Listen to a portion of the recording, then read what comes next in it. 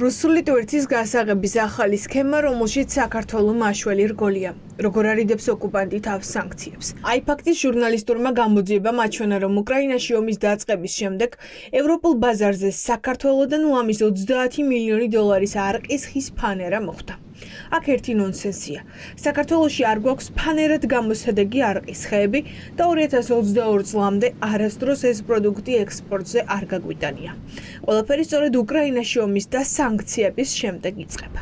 საქართველოში არის კომპანია, რომელსაც შემოაქვს რუსული არყის ხის ნედლეული. ჩვენ ვეხმარებით რუსეთს ამ ნედლეულის გასაღებაში, იმიტომ რომ რუსეთს ფაქტობრივად ბაზარი ჩაეკეტა, ეხლა ეს ნედლეული შემოდის საქართველოში, გადამუშავდება ეს თხელი ფირფიტები, ეგრეთ წოდებული არყის ხის ფურცლები ხდება, უკვე ეწებება ერთმანეთს და ხდება ფანერა, მე ეძლევა მას ქართული წარმოება, როგორც ქართული პროდუქტი, ისე მიდის ევროკავშირში.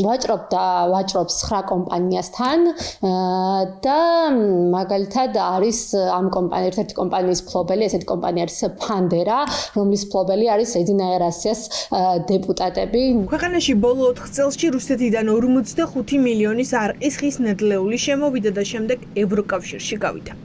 ევროპულ ბაზარზე რუსეთიდან ხის ნედლეულის შეტანა აკრძალულია.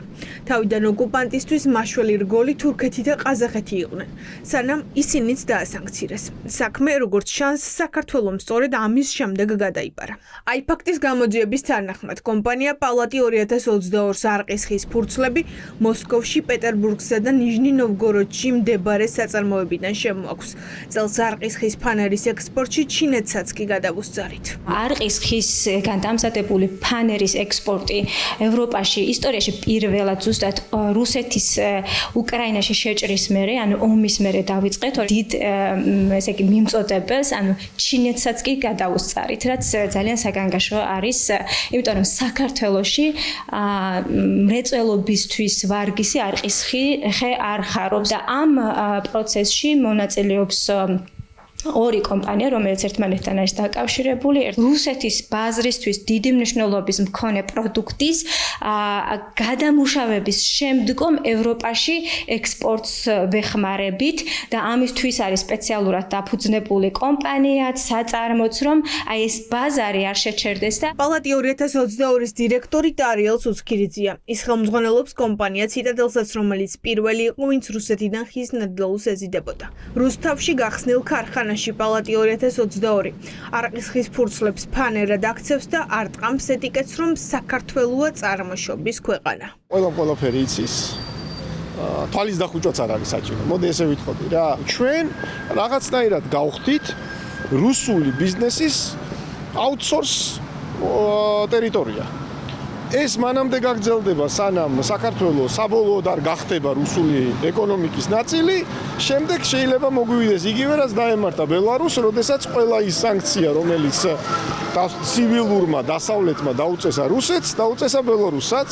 თუ 2022 წლამდე ექსპორტზე არასდროს გაგვიტანია არყის ხის ფანერა და ახლა 30 მილიონი დოლარის გაგვაქვს, ეს სახელმწიფო უწყებებსაც უნდა გასჩენოდათ კითხვა რა ხდება. არსებობს ორი ვერსია. ან ოცნების ჩინოვნიკებიც ჩართული არიან ამ სქემაში, ან თვალს ხუჭავენ. ორივე დანაშაულია.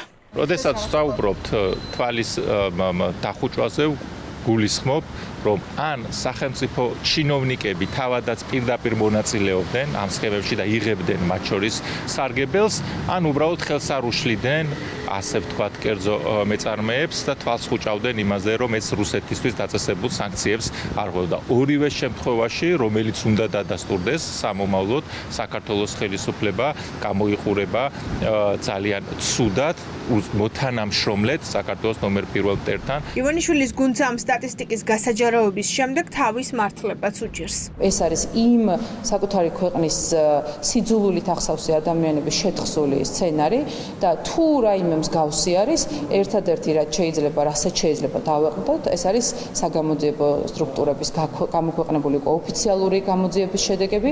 რუსეთიდან შემოსული არყის ხის ფანერას გატანა ევროპულ ბაზარზე მხოლოდ ერთი სქემაა. ასე კიდევ ბევრი აკრძალული პროდუქტი შეიძლება შემოდიოდეს ქვეყანაში.